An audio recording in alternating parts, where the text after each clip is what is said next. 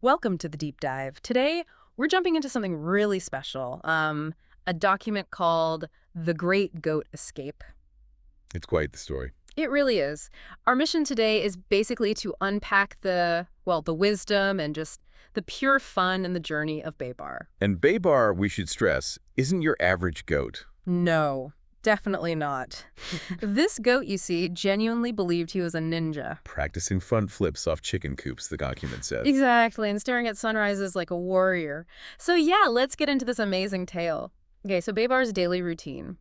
It was less grazing, more intense ninja training. Right. Every morning, the source paints this picture like gravity-defying front flips off the chicken coop. Incredible. And he'd practice the stealthy walk, trying to vanish behind trees. Almost like he was really trying to master invisibility. Yeah.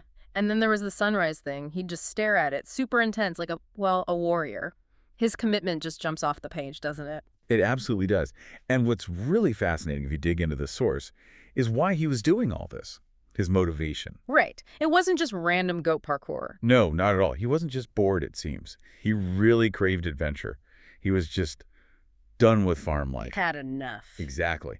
And his equipment for this big escape, it's just as unique as his training. Oh, yeah, the gear. Get this, a towel for a cape. A towel cape. Classic. And a single leaf stuck to his forehead. His ninja star. Perfect. I mean, this whole thing, it's not just escaping. It's like he's rewriting what a hero's journey even looks like. It's completely unconventional. And that spirit, that unconventional approach, it carried right into the escape itself. It really did. The document calls it legendary. Babar tip-hoofing past the sleeping farmer.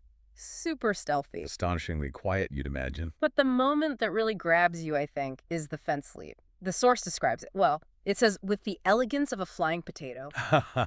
Yes, that line is fantastic.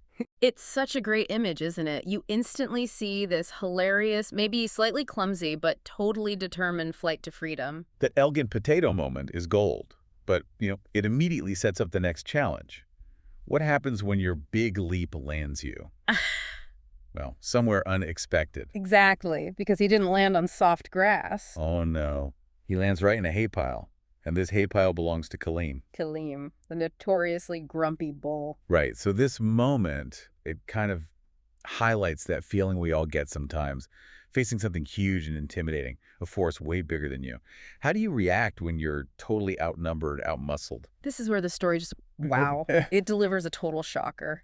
Babar facing Kaleem, he had to think fast. Fight or flight or something else? Something else entirely. He could try to fight, which seems like a bad idea, or deploy his secret weapon. Okay, the legendary secret weapon. And what was it? You're not going to believe this. A powerful fart. He really went there. He did. And the document doesn't hold back. It says it echoed across mountains and wilted flowers. Instantly knocked Kaleem out cold. That's certainly effective. It's just brilliant. So unexpected. So Babar. Well, connecting this back, Babar's gaseous solution. Mm-hmm.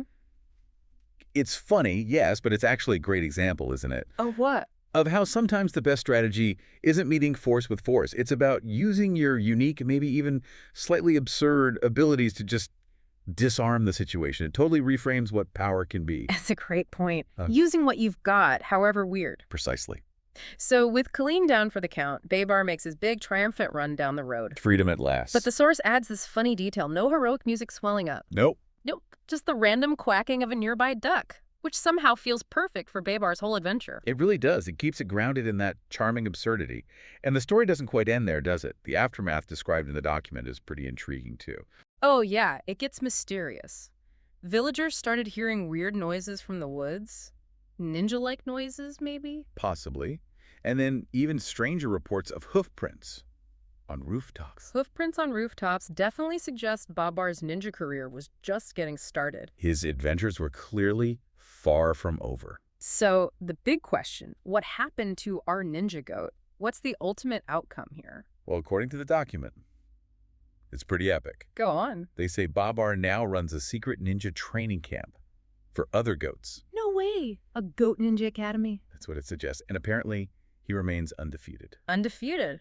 That's amazing. So this whole deep dive into Babar's story, it really shows you the power of, well, ingenuity. Absolutely. And unconventional strengths. Yeah, finding strength in unexpected places Yeah. and just the sheer joy of a goat daring to be a ninja. It's a fantastic story, and Babar's tale kind of challenges us, doesn't it? Mhm. Makes you think about your own life. Yeah. Well, what unique talents, maybe even quirky ones? What secret weapons do you possess? Things that, if you maybe use them creatively, could lead you to some unexpected victories or some really remarkable adventures of your own.